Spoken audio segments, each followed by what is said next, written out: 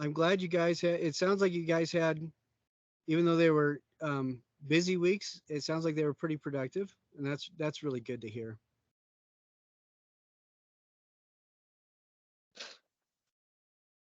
Today, I wanted to, or before we get going, have any of you have been able to look or scan the this week's module? I scanned this week module just a little bit. I was looking through it. Okay, good.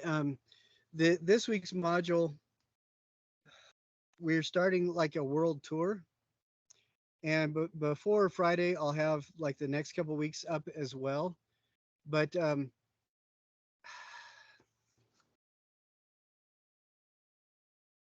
about 20 years ago, uh, sociologists figured somehow that at least anywhere from 120 to 167 billion people have been born on the planet since humanity started becoming people. And it's going to be really, really hard to examine every voice that has anything to do with the places that we look at as we go on. And so understand that when we are examining these different spots in the world, we're just getting a basic feel for what I don't want to use the word stereotypical because it's has a negative connotation, but essentially we want to look. We're just going to be looking at the expected baseline for how we today perceive those areas that we look at. So, for example, when we look at Japan and China, we're looking at the predominant um, art form that really has informed a lot of the art that's been produced for the last several centuries. And there's art movements, there's um, art forms, there's art periods. Each one is a little bit different. They kind of flow into each other. What we're essentially looking at is the markers for art periods that we use today to kind of generally cognitively define the creative output of somebody, of a group of people. So it's not very satisfying from a really authentic survey, but it does give us a little bit of a sense of feeling. So, for example, if you're watching a movie that takes place in Japan today, there are going to be visual elements that the cinematographers use that harken back to the art form that we're going to be talking about. And a lot of contemporary Japanese art has its roots either to inform or as something for the artist to push against in this art form that we're looking at. And same is true of China. So that's the kind of thing that we're looking at. And the same kind of broad spectrum analysis as if we were to look at Western art, a lot of Western art has to do with the human body. And one of the reasons, and we can see that the roots of it in figural work that the Greeks and Romans did. Those became the ideals for the figural work that has informed all the rest of Western art. And one of the main reasons why Western art is so enamored of the human body is because, on some level, the Christian foundations of the Western countries are rooted in the whole concept of the body of Christ. The reason why I say that, you go to the Middle East and you don't see figurative sculpture there or figurative portraiture. What you see is calligraphy because there the book arts are the important thing, and everything roots back goes back to the roots in the book arts, and we can see that kind of parallel in the different cultures that we're going to be examining. So trying to I know that nobody's going to be super frustrated for not having more work to do, but just use your critical thinking skills. Who remembers the 4 steps of artistic critique? What's the first one? I'll have to look through my notes. I'll give you a hint. It starts with a D. Describe. Yes, excellent. And what's the second one?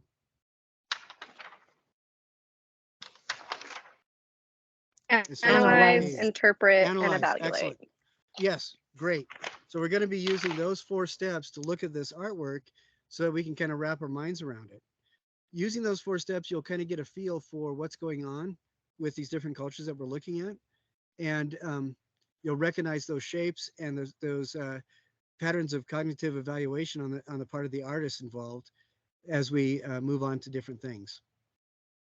And that may not seem like a possibility right now, but in a month from now, you'll say to yourself, holy crap, that's what he was talking about. So trust me. Well, you may not say holy crap, but the same kind of idea. I did want to mention a couple things. One is I really appreciate you guys when you occasionally will send me a note saying, hey, the rubric is different than the assignment. I appreciate that because, like I said, I'm a beta tester for a program that is supposed to be, that is ideally going to be shared among all the Art 1010 classes. But because of that, I miss some things as we move forward. And so when you guys point out disparities like that, I really appreciate it. The other thing is uh, when you turn in assignments, unless the assignment specifically says take a picture of your notes, everything should be typed. I mention that because a number of people have just taken photos of written uh, comments of things, and it's much easier on my aging eyes to read if it's typed. One thing that is really awful is if you send it in a black script and the screen is like flashing colors really rapidly. I that makes me want to throw up. So don't do that. Right now, as there's 3 essential parts to this module. One is we're looking at Japan and China briefly. We're looking at the painting, the principal painting of these 2 countries.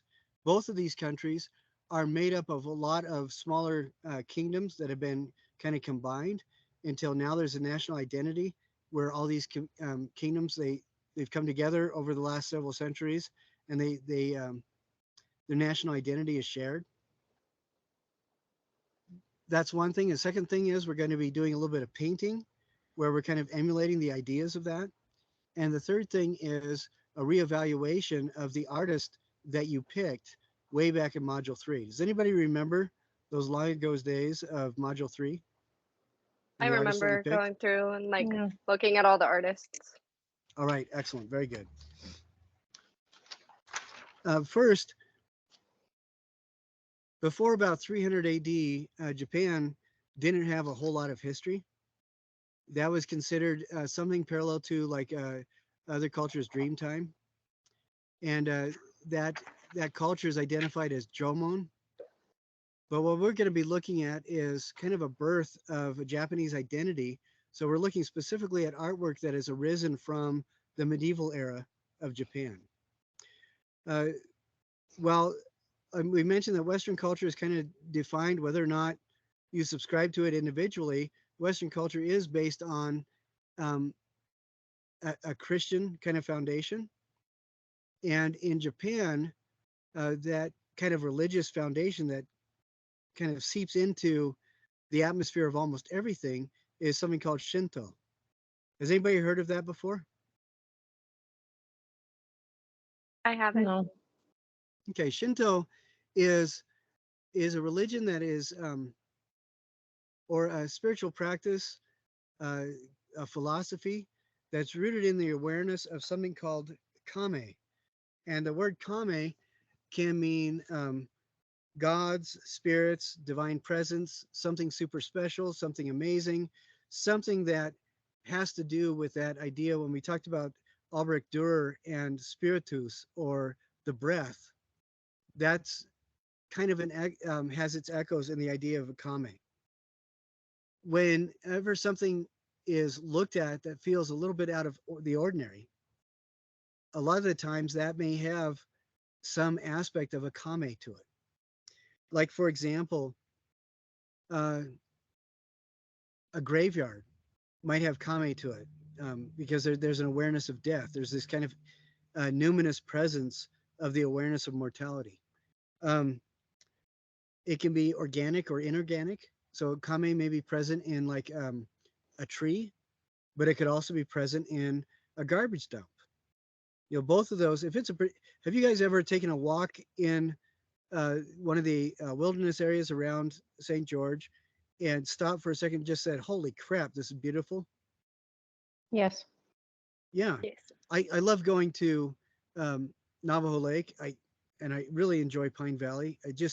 It's amazing to me how you can go through the little town of Pine Valley, go up a little bit of a road, and suddenly you're in forest, and it's just a completely different world. It's just amazing to me. Or climbing the rocks, you turn your back on the city, and you go down a little bit, and all you can see ahead of you is like this moonscape of red, and it's just amazing. That kind of feel, that kind of feeling of something bigger than yourself is a representation of what kame might mean.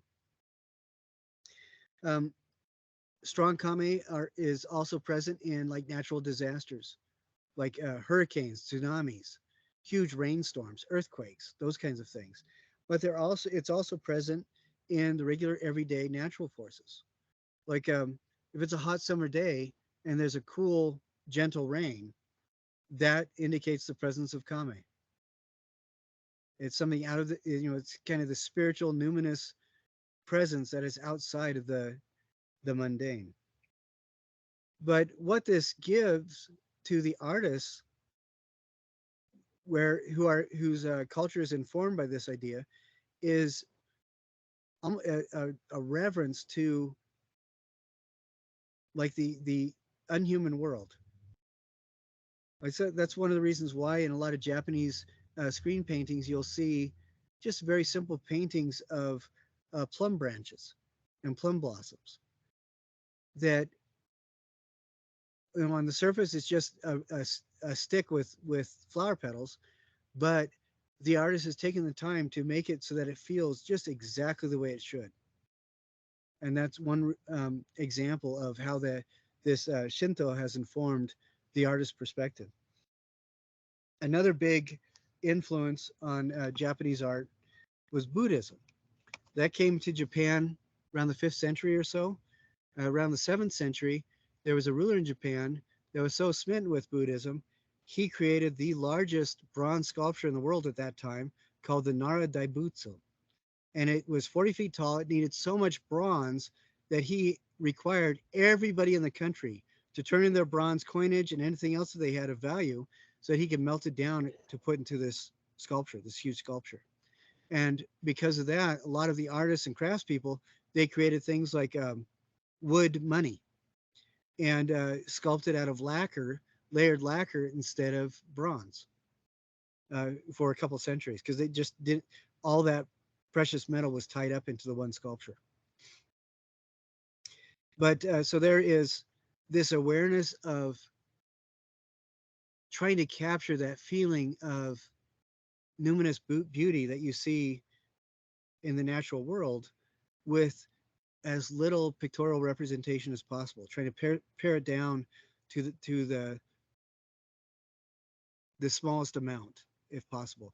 Ikebana is a type of flower arranging that's Japanese. The samurai would practice it, where typical exercise would be you put a bunch of twigs and flowers into a vase, and then you pull things out one at a time until you have the very bare minimum of what's needed to be beautiful. There's a concept called wabi-sabi, where you have an organic um, decay almost that represents the beauty, where the beautiful is found in kind of a symbolic representation of the ephemeral. But the painting that is shown, one of the paintings shown in the module is from the 16th or 17th century, who has painted on a paper screen, because Japanese houses traditionally have a wood frame, and then instead of wallboard or anything like that, they have paper. They were incredibly technologically advanced when it comes to paper. But people would do paintings on the walls to decorate them or just use really nice paper. And this is a depiction. The artist did just a massive array of traditional fans, and each fan has a different natural scene of nature on it. Some of them are a little bit more abstracted, some of them are a little bit more naturalistic, but if you can imagine that being in your home, it would look really pretty amazing. So if so Japan, the medieval art was really informed by Shinto, a little bit of Buddhism, this idea of wabi-sabi, and the kame. And China, there were, by the time that Emperor Qin pretty much united the country, it had been consolidated from dozens of warring kingdoms down to 7 principal kingdoms, and then he united the 7 kingdoms. We think of Henry Ford as being the person that really invented the conveyor belt idea, where any worker making a specific part, that part was guaranteed to fit where it belonged in the machine made by any other worker. Everything had to be precise. It was this model of mass production that we think the Westerners invented. Emperor Qin, because he was trying to unite the um, the 7 kingdoms, developed that technology to the point where a crossbow, one person could build the stock of the crossbow, one person could build the trigger guard, person could build the trigger mechanism, and another person could build the bow and string. They could grow up and live their entire lives hundreds of miles away from each other. But a fifth random stranger could take a part from that each of them had built and put it together, and they would fit exactly. And but one of the big things that informed Chinese art that we're going to be looking at is, have you ever heard of a person called Confucius? Yeah, he was a spiritual humanist philosopher, which sounds kind of like a contradiction, but he was an incredibly brilliant individual who just observed people, how people should get along. And his perspective was, you can change the world by changing your own behavior, and you can adapt to the world by adapting your behavior to your surroundings. And he like how people should show respect to each other, how people should get along. Ideally, what the perfect family might look like, what the perfect business might look like, and he was able to condense a lot his observations into things that could be communicated as sentences, and simple sentences. But what was amazing is that when somebody studies Confucianism, there is, because it's all about being honest with yourself and honest with the real world, but also being able to adapt yourself to the world and grow and become a better person. All those things wrapped together in relatively simple to express aphorisms. It really defined uh, the majority of Chinese culture moving forward. So he's an absolutely brilliant person. But one of the hallmarks of this was doing as much as possible with as little as possible. And so traditional Confucianist painting would be, there were a set number of strokes. You would use a specific brush. You could only use black ink on paper. And sometimes as you got better, you could have, maybe use a little bit of color here and there. But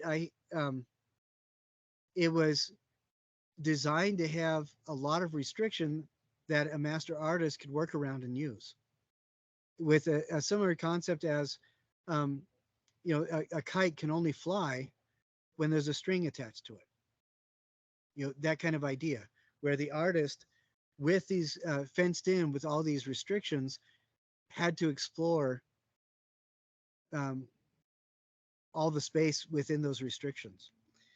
Now, the particular style of painting that grew into in medieval Japan was called Rinpa, and that's where it's basically idealized nature, trying to express that idea of the kame being present in this organic, ephemeral expression called wabi-sabi.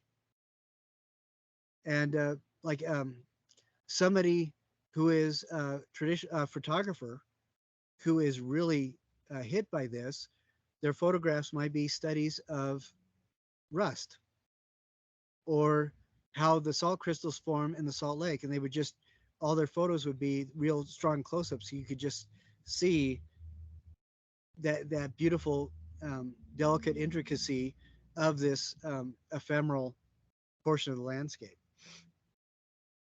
But that Rinpa in the module is expressed by those kind of abstracted natural scenes on all the fans that you'll see painted on a wall. This is where the idea of that single branch of plum blossoms would come from as a painting, as a subject as a painting.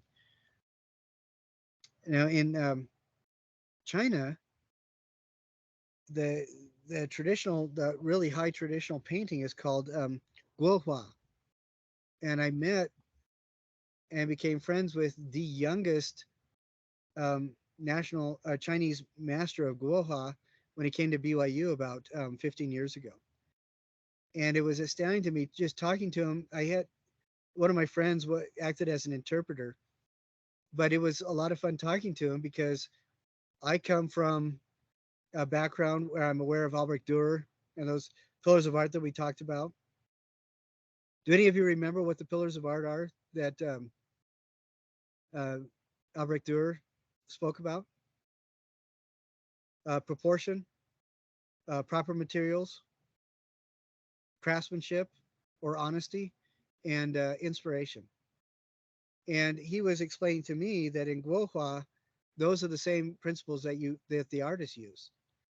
Now in Rinpa, an artist will paint images from the natural landscape, and sometimes like a house will be imposed, but most often you'll see in a lot of these really traditional paintings, you'll see like I said, just a branch of blossoms or something like that. In Guo Hua, it's really important to have the idealized landscape.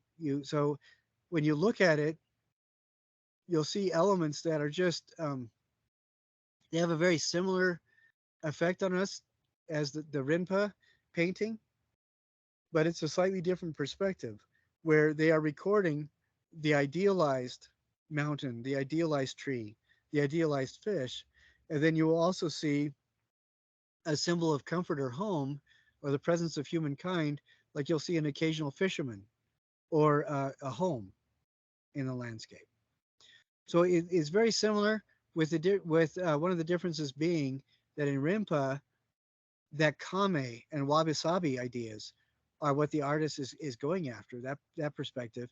In the Guo Hua, it's the idealization of the landscape, and not to make it unattainable.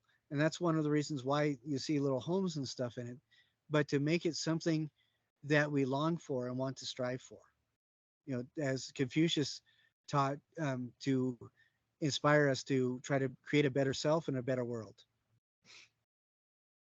So as you look at those, they almost look identical, but there are subtle differences, and see if you can feel what those differences are. It's very difficult to articulate them, but knowing this kind of background, that it may help. And so think about that. And it might even be nice to talk to somebody before you write your reflection, just to see if you can work some of those ideas out. But you could also look at traditional artwork. Um, like I said, mostly from the medieval eras of these. What is fascinating is that you also see a little bit of cross-pollination. There are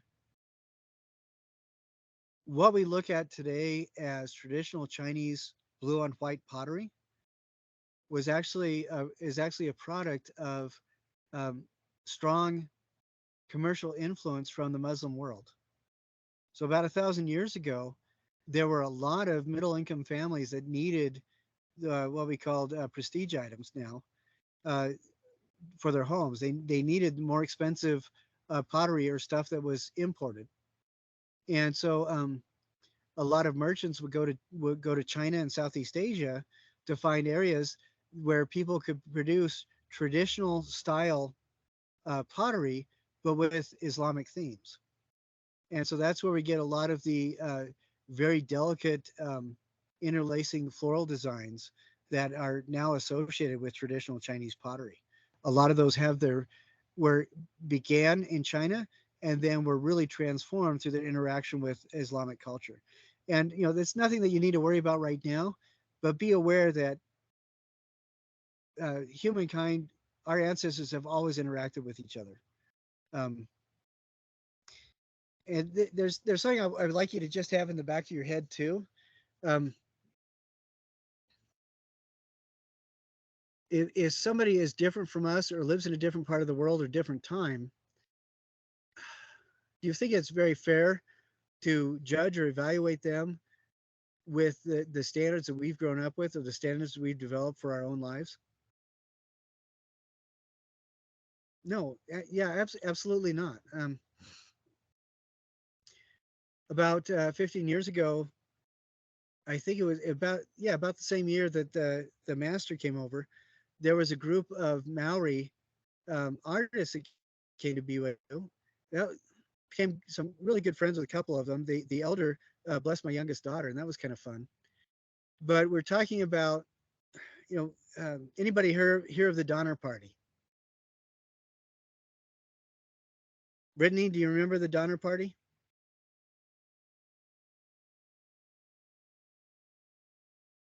They are famous for being trapped in a mountain pass as they were trying to make it to the Utah Valley, and they got snowed in, and then they started eating each other. And as Westerners, that is something that is completely abhorrent to us. This idea of cannibalism, and there was a movie a while back about some Andean that some soccer players that were caught. What's that? Yes. I'm sorry, Sorry, I was couldn't drinking. understand that.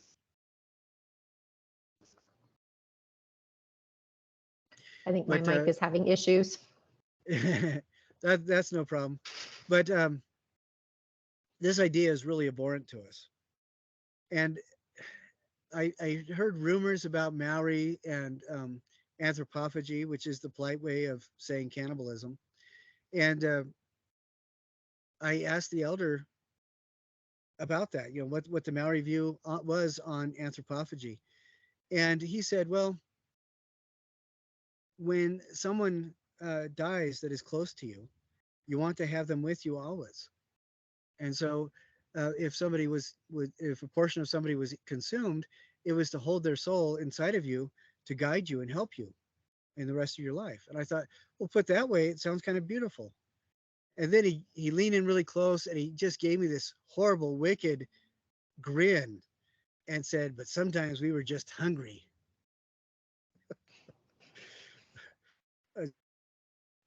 But the point of that is that we can't evaluate and judge other cultures without understanding the context from which they're birthed. So, like we talked about earlier, our ancestors didn't draw or sculpt the way they did because they were stupid. They were every bit as smart as us, and in many ways, a lot of anthropologists feel that they were smarter. Just because they don't have the technology that we have, just doesn't mean that they're dumb, but they had a very different set of standards for viewing the world. And so that's why you see the distorted human form in Egyptian tombs when it comes to the religious setting. But when it comes to a genre setting or farmscape, you see very naturalistic perspective. And so I would like you to keep those 4 steps of artistic critique in the back of your head as you look at this art and realize that people are doing stuff because this is the culture that they're in. And it's very difficult for them to see that because just like as a fish is completely unaware of the water that it's swimming in. And I refer to these people a lot of the times as ancestors because we are never more than 50th cousins from anybody that we ever meet. We're related to everybody. Humankind came as a result of 3 very different groups of proto-humans coming together, and their genetic code, instead of killing each other off, they joined forces and they became our parents, our progenitors. And so we are a mix of a lot of things, but each of us is, at the very least, 50th cousins to whoever made whatever stuff is we're going to be looking at. So we're all related. So keeping judgment out of the equation, or trying to keep judgment out of the equation, and realizing that these people are our ancestors, and applying those four tools of artistic critique will really help us as we look at art from around the world, and help us to really appreciate it. The last two things I wanted to talk about is really quick: the artist research. Um, on this, it shouldn't take more than about a half an hour, 35 minutes. What you're going to be doing is going back to module 3, looking at that artist that you picked to do your research on. You're going to use at least 2 different web search engines, and I would recommend also using a YouTube. And you're just going to find a couple different 10 different sources that you can refer to later on. You're not going to use all 10, you're only going to use a fraction of them, but I want you to find 10. And there's a couple things that I want you to be mindful of. 3 things. One is, all of you have been told that there is a specific website that you cannot use as your linchpin resource for any of the papers you write. Do you remember what that website is? Wikipedia. Yes, brilliant. Well, we're going to use it, but we're not going to use it the way that you were told not to. The best thing about Wikipedia is that, well, the worst thing is that there's absolutely no standard for writing and submitting articles to Wikipedia. They're like armpits. Everybody has one. Everybody can do it. Doesn't matter. But what's great about Wikipedia is you can look up your artist's name, and at the end of the article, there's going to be a bunch of websites that you can go to that person referenced in the article. And that is the best thing about Wikipedia, I think. So whoever your artist is, go to Wikipedia, go to the bottom of the page and look at the references and explore them. There's Google, there's Opera, there's Bing, there's Firefox, DuckDuckGo, a lot of different search engines you can use. I need you to look up your artist on 2 of them. And I think it's great to look up your artist on YouTube. You can find short videos about retrospectives, a view of the artist's layer, or how they build stuff, and interviews with artists, stuff like that. Look for things that are ideally under 8 minutes. And but there's 2 other things I want you to look at. I mentioned 3. One is Wikipedia. And how are we using Wikipedia? Go to the bottom and find the search The reference. thingies. Yes, excellent. Just exactly right. When you find your articles, look for 2 things. One is repetition. When everybody's doing blog posts and things like that, people will come across stuff that they really like, and then they'll post it on their blog. Doesn't mean that they're claiming that they're the author, but it gives it a completely different web address. What is unfortunate about that, like several years ago, I thought all these newspapers this was how old I am. All these newspapers were writing about a show that I had done in the Middle East, in Turkey and Syria and Egypt. What I actually found, it was one article that all these different news agencies copied and kept reposting. So it looked really cool, but it was just the same thing over and over again. So when you do research, go click the link, go to the link, see if the article is the exact same with just a different title. See if they just move the paragraphs around a little bit or change the wording a little bit. Well, because what we're looking for is 10 unique references, not the same thing hashed up and republished under a different name. So that's the second thing. The third is, have you guys ever heard of the term writer bias? Yeah. If you have somebody, 2 different people writing an article about wetlands, one person is somebody who just got out of prison because they kept chaining themselves to trees in the Northwest, and the other person is a guy that his whole family has made their fortune developing land and turning it into, these great big homes that have 3 square feet of yard between each other. Do you think they're going to write about the wetlands in the same way, even if it's the same area uh, of wetlands? Do you think they're going to write about it in the same way? No. No, absolutely not. So look at that. As you look at your artist, if somebody is trying to sell Etsy reprints of the artist's work, their stuff is going to be very different than if the Metropolitan Museum of Art has done a couple short videos for teachers to use in their classroom on the same artist, aren't they? Yeah. So be mindful of that, the writer bias, as you do this. And uh, most of what you find is going to be really, really good, but it's kind of fun. It's really good too to try to find several different perspectives on the artist.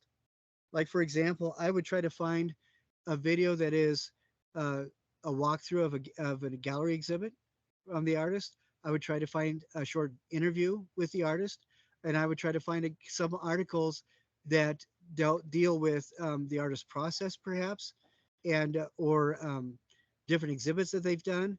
Maybe talking to the artist about specific work of art. One person who did this assignment found some really cool short videos where one is the artist talking about their work early on in their career. One is their artist talking about their work more recently, and another one is the artist uh, doing a walkthrough in their studio. And they were all under 7 minutes, and they were just really kind of fun videos. Now, when I and then at the very end, after you've done all this, you're going to write a short paragraph that I'm sorry, let me get the parameters of this paragraph really quick here. You're going to submit the links to those 10 sources that you found that are unique. And at the very end, what you're going to write is basically a couple sentences that says essentially, what are the search engines that you used? How did you apply your awareness of potential repetition and possible author bias to your search? And then you're going to give an approximation of how long it took you. And like I said, half an hour is what we're going for. All right, should not take very long. And then later on, we're going to return to those websites and do some weeding, find our favorite ones, and work from there. With a studio painting on this, you're going to start with a piece of paper that you fold vertically 4 times, so you have 4 sections. Each of the sections, you're going to pick 2 colors, and they can be complementary, they can be contrasting. There's just a short rundown of color theory that is in this assignment, so you can learn a little bit about that. But you're only going to use 2 colors in each of these paintings. And one of the reasons I would highly recommend doing this after you have looked and read the whole thing on Japanese and Chinese art, and then also after you've done your reflection, because that'll give you a little bit of a different perspective on this. With the idea being that both Rinpo and Guo Hua use the very minimum of color. That's one of the reasons why we're limiting these 4 little paintings that you're going to be doing to 2 different colors, and that's it. And I think the thing is pretty self-explanatory. I did go and revamp and clarify the rubric so it makes a little bit more sense. If you guys have any questions after you go through all the aspects of the module, then let me know. But does anybody have any? Yep. Sorry, go ahead. Are we supposed to send you the pictures that we're like trying to mimic too? Like, or are we just supposed to do our painting? And that question is going to be answered in the description of the assignment. Let's see. I think what you're just submitting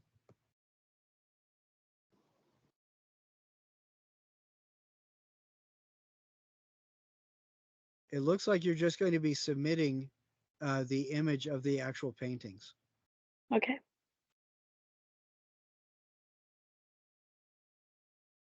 Because the rubric is not going to be covering at all any sort of photography. Or I'm sorry, any sort of original image. Is just the painting that you do. You look at the examples. It'll make a little bit more sense. You're supposed to cover all the area of the paper with the paint that you choose, but just I I appreciate the questions being asked, because one of my problems is I do this stuff and I don't realize that other people aren't thinking the same weird thoughts that I am. And so it helps to have a little bit different perspective in a question like that. So that's good. But go through the assignment, read the directions, see if it makes sense, and if it doesn't, ask me for clarification. Okay. Sounds good. Excellent. Anybody else have any other questions? I do. What is the gender on the nude painting? I don't even know if we can say that word on our Teams meeting. No, it's actually a male. Oh, I got it wrong. And which, when Cezanne painted that, there were a couple reasons he really made a lot of people upset. One was that it was a Cubist painting. Another one was that he used a male model. And at that time, one of the standards was, a lot of these exploratory paintings, people would use a female reference. And so, yeah, he was a rabble rouser. Yeah, I was thinking it could have been a male because of the way he did the chest piece. Looked more masculine, but the hips looked more feminine. Well, with the idea being that Cubist representation is taking facets of the figure or the subject matter from different points of time and different perspectives and showing it all on a two-dimensional plane, I'm amazed that as many people got it right as did. About a third of the people, that guessed got it right. Cool. But yeah. I And have another question. okay. You put in our module for this week that it's going to be a big week for some lucky folks. What did you mean by that? Oh, it's Valentine's week. Oh, all right. It's just Valentine's. That's why I said I also said in the email that if you attend live, you get an extra credit point. Just remind me that you were here live. Yes. When you fill out your thing online with the 3 things you learned, just mention that you were here live. Because Okay. Okay. I was so annoyed. I called to have flowers delivered, and they arbitrarily canceled my order because of supply chain issues. And the business I'm in, I do custom stuff for people all the time. But if you have supply chain issues, you offer alternatives, and they didn't.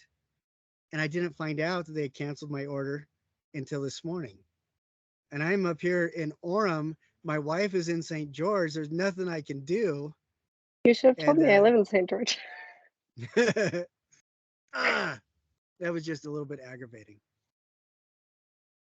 But No. she's not too upset because it got her out of any reciprocal gift giving, which was good. But I found somebody who has leftover stuff. They're going to be sweeping up the floors, and they'll make a bouquet out of whatever they have left and deliver it tomorrow. So it's not too disappointing. Oh, But that was sad. Next that's week too we bad. are going to be, yes, thank you. I appreciate the sympathy that people offer. It's never enough, but it's always appreciated. Uh, but next week we're going to be revisiting Africa, the continent of Africa.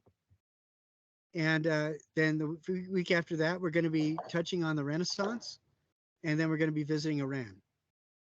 Um, I When I was in Iran, it was one of the most remarkable places I'd ever been to, because the reality was if there was a way to get more than 180 degrees away from your expectations, that would be it. It was the exact opposite of everything I was expecting, and it was remarkable. Now there's a lot of really horrible stuff going on right now, but 6 years ago, um, it was absolutely a flabbergasting experience. And but we'll talk. I'm hoping that as we go to these different areas of the world and look at some of the art, your eyes are open, and it gives you just a bit more of an awareness of how different, how connected we can be, but also how different we can be, and it's okay to be different. And I love exploring that kind of awareness of just the excitement that comes with exploring differences. And I just think it's amazing. If everything was all the same, we would all be identical and the world would be so incredibly boring. And I think difference is never something that should be considered a threat or a challenge, unless it's a challenge to kind of excite us to find out more or to expand ourselves. So I'm looking forward to the different kinds of stuff that we're going to look at. But like I said, if moving forward, you have questions, go through the module first, and then ask me whatever you need to, and I will do my darndest to answer. All right. Okay. Any last questions before we wrap up for until next week? I think I'm good. All right, great. Okay, folks, thank you so much for joining me today. Thank you for showing up. Now, although every person getting an A does not show up for all the teams meetings, I have found that consistently, almost all the people that show up consistently for the teams meetings are also the students that get A's. So I'm just saying it's an eerie coincidence, but it's a nice coincidence. I hope you guys have an absolutely wonderful week, and I look forward to seeing you guys next week. Have a good night. Thank you. Bye. Bye. We'll see you.